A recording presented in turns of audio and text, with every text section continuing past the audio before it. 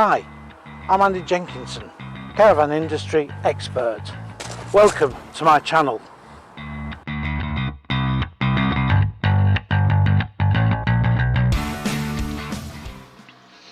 Hi, and welcome to another video from the archives.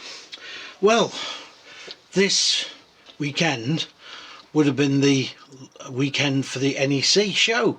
It would have started last Tuesday, I think it was, and sadly, of course, it was postponed. So what a shame. Lots of things have changed, of course, with the old virus, etc. It's caused lots of problems. Apart from sadly killing people basically and making people very poorly, it's also not done businesses a lot of good either. So we've all been affected, myself as well. Not that I've had the virus, thankfully, touch wood, but I've been jabbed up and go for my next jab. But business wise, it's been quite tough this last 18 months. And I was just reminiscing actually back to 2010. Yes, 2010. That's 11 years ago now.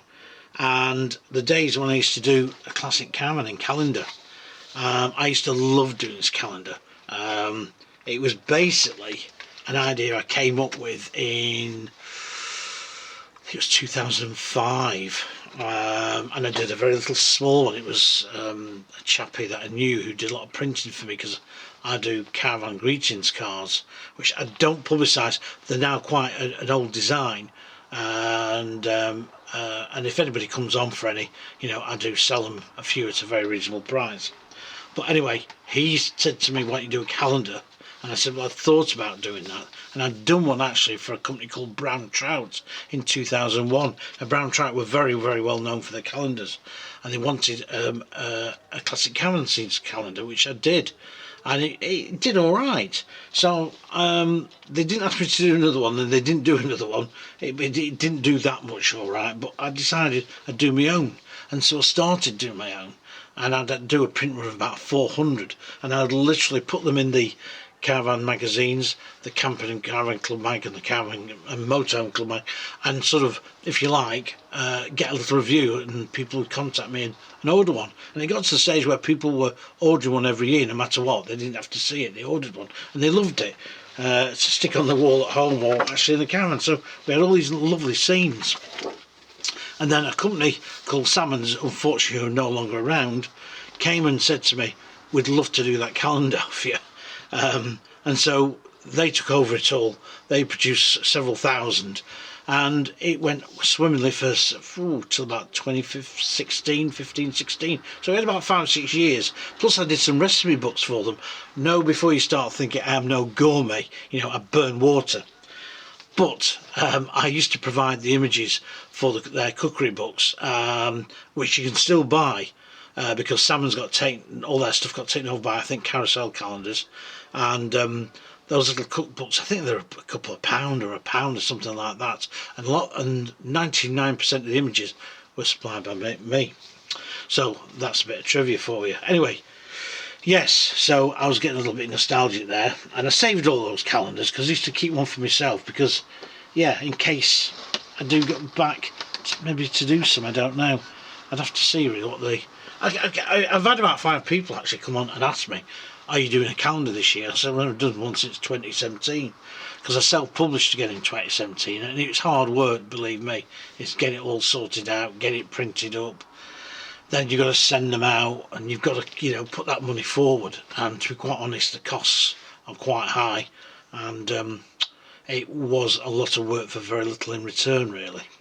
But anyway, enough of that. So yes, what we're doing, well, you've got some more videos coming up soon, hopefully on some new vans, because I'm going to go and look at a few new vans more in detail, some elders hopefully, again more in detail than I have been doing on the stills photographs. But it's been great that you've actually been liking those, because I do quite like doing those. There might be 1 or 2 others after this video, we'll have to see.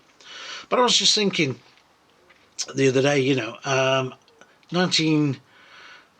1992 was the first time I started getting into publishing, And I started writing for a magazine called Caravan Life, which was produced by Warner's, although at the time it was Sangler Publishing, I think, that Warner's bought it off them, I can't remember. But a guy there called Eric Fowler took my idea of doing a series on classic caravans. And back in 1992, you could find caravans pretty easy. And there I would be with my film camera, my SLR, and I would go out looking for caravans in gardens. I've been chased by geese. I've been hounded by people telling me to clear off until I've told them what I'm doing, etc. And I've even been into caravans where people have actually died. It's rather spooky. I remember going into one caravan from the 50s and started photographing it, and the guy came and he told me, so he says, where you're photographing now, he said, is where we found old Joe dead in his caravan. Great stuff, very nice to know. And another little tale I had was a lady down in Devon. She had a little old caravan in the top of a garden, all nice with flowers around and everything. And I went and knocked on the door, and she said, oh, that was my son's caravan. And I went, oh, that's nice. When was that? Oh, about early 60s. So I looked at it, I said, well, that's not a proper mate. She goes, no, he had it made for him by the local joiner. And he used to go fishing on the coast, and what he did, he had this caravan taken down to the coast, and he had a motorbike and he used to go down and go fishing. And I went, oh, that's really great, that's fantastic. She said, would you like to go inside? I said, I'd love to. This is about 1995 it would be, where down in Dorset I was anyway, down in Dorset. I was on at one of the club sites down there with my then new Sprite Musketeer. Went there, she opened up the door, poked my head inside. Oh yes, she'd go inside and have a look. So it was very, very nice, very primitive. And there was this motorbike helmet on the kitchen unit thing. And I looked and I said, oh, she goes, oh yes, she said, that was my son's. And I went, oh right, you've just kept it in here, for a bit of nostalgia. She says, oh, that's the one he was wearing when he died on his motorbike. Well, I just sort of didn't know what to say. I was a little bit, and she goes, yeah, he was killed in that helmet down the road on a bridge.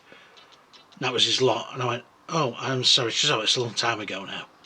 But she said, I've kept the caravan there as like a little memorial, which I thought was really sweet, actually. But anyway, I'm diversifying a bit, aren't I?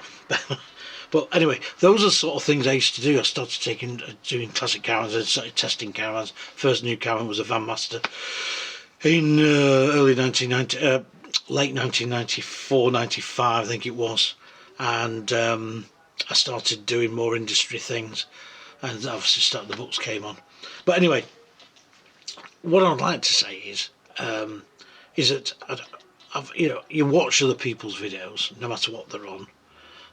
Caravan related ones, and I'm not mentioning names and I'm not going to knock anybody, but there are some videos out there by people who maybe haven't got a lot behind them regarding background knowledge, and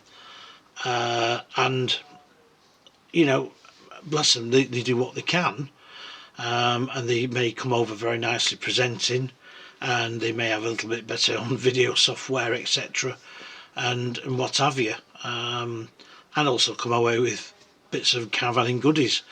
I tend to try and keep completely independent, so basically if it's a Swift, Bailey or whatever, I will say the good and the bad, as you've probably seen in the videos anyway. I just tell it as it is, as I'm going round, and all my years of experience of looking at caravans and new and used and motorhomes and holiday homes, that sort of thing.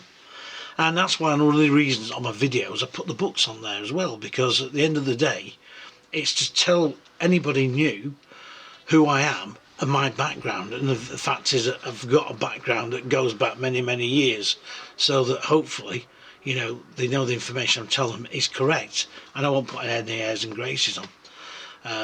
We'll have a bit of a laugh, and there'll be some serious notes and that sort of thing, but on the whole I'll tell it pretty much as it is.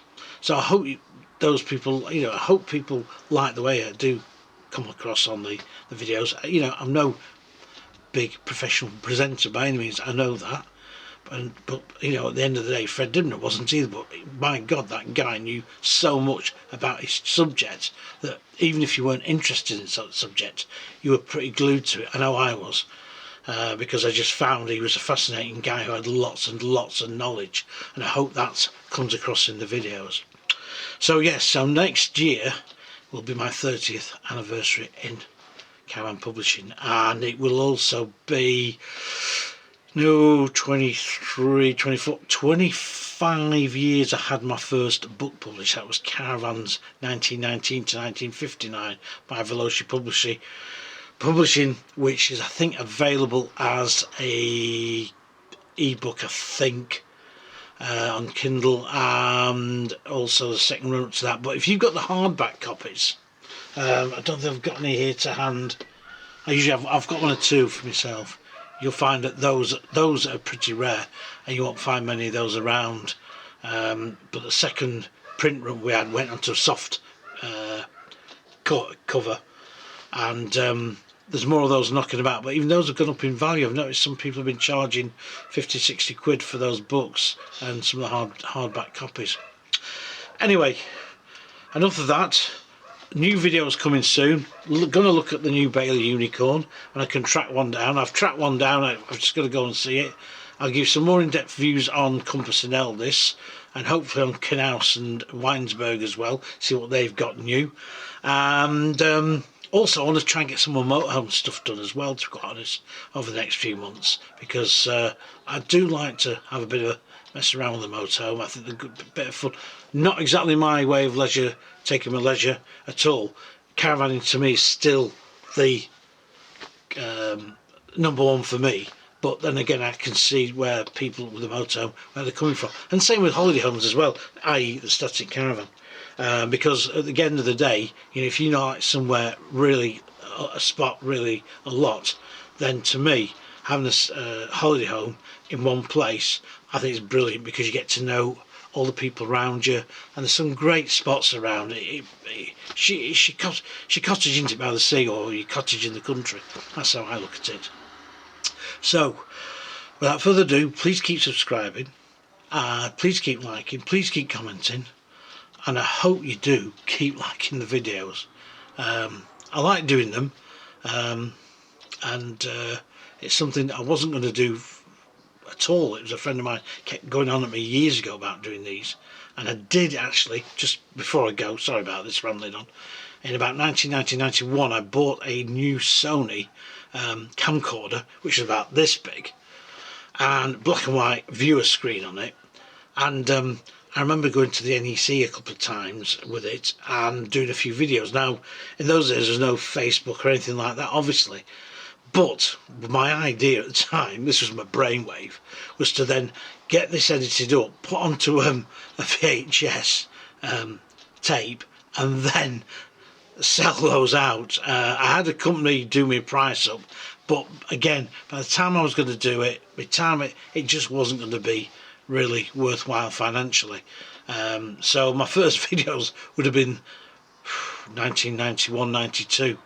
Now those videotapes, unfortunately, I think got re-recorded over when I decided to ditch that idea. Probably not entirely on purpose, probably accidentally. So I had some great shots of the NEC in the early 90s that have no longer have I got. If I do find any, I'm going to try and get them transferred. I'm going to try and show them on a video and see what we come up with. But plenty of still shots, but my video ones I think got, yeah, I don't want to think about it. Anyway, thanks for watching, and I'll catch you soon. Thanks again, and thanks for all the subscribers. Keep subscribing, and all your comments. Please subscribe. See you.